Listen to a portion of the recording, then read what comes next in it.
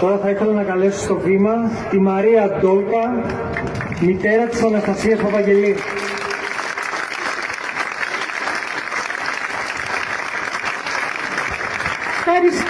Ευχαριστώ που είστε εδώ απόψε για την Αναστασία, τη Μάρθη, τον Γιώργο, τη Χρύσα, το Πάνο, όλα τα παιδιά. Την Ελπίδα, όλα τα παιδιά. Γυρίστε πίσω, εκεί κατοικοεδρεύουν οι δολοφόνοι του παιδιού μου και των παιδιών μας. Μητσοτάκη, μιλάς στην ΔΕΘ και οι μάνες μιλάνε στο Σύνταγμα. Ένα κάλεσμα έκανε η Μαρία και γέμισε την Αθήνα.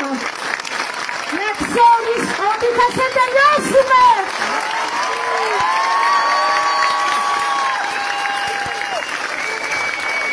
Μια Χριστιανού δεν σταμάτησε ούτε ένα λεπτό.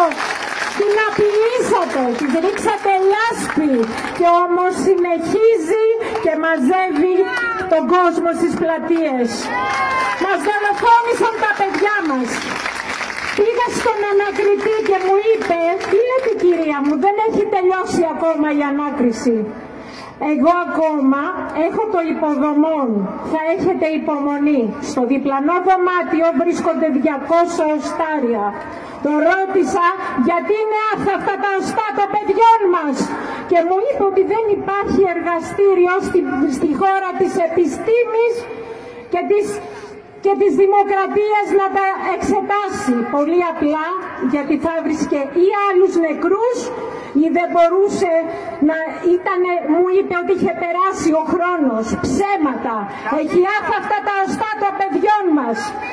Το ρώτησα γιατί μάζεψαν και μπάζωσαν στα τέμπη και γύρισε και μου είπε μπροστά στον άντρα μου, στην κόρη μου και στη μάνα της Κλαούδια ότι ήθελαν να τα μαζέψουν γρήγορα γιατί είχαν εκλογές.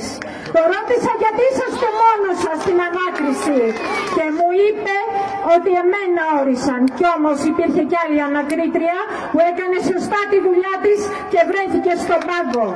Εγώ θέλω να μου πει ο Καραμανλής τι είχε το τρένο, γιατί τα τρένα βρεθήκανε στην ίδια γραμμή. Εγώ το παιδί μου το έβαλα υγιέστατο στο τρένο.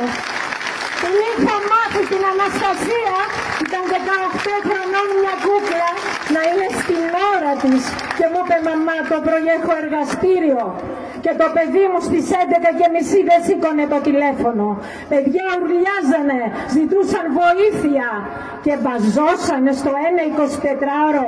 Πήγαινε η πρόεδρος της Δημοκρατίας η άχρηστη με λουλούδια πάνω από τα παιδιά.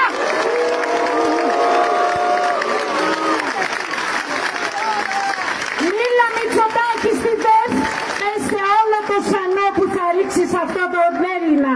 Όμως ο Έλληνας έχει ψυχή. Πρέπει να φύγει. Διέλυσε τα πάντα, μας σκότωσε τα παιδιά, μας έκλεισε τα νοσοκομεία, μας πουλάει τη χώρα. Έπρεπε να έχει φύγει νύχτα, να μπει σε ένα αεροπλάνο και ο καπνός του πίσω να γράφει απέτυχα, είμαι άχρηστος.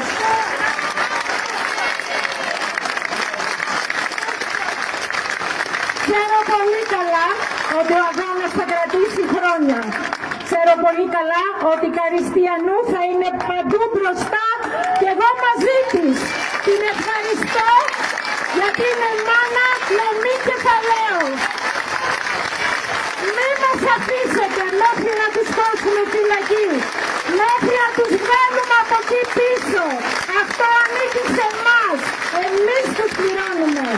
600 εκατομμύρια έφαγε ο Καραμανλής και μου κουνούσε το δάχτυλο. Ορκίστηκα ότι μια μέρα θα του το σπάσω. Θα το συναντήσω. Μέχρι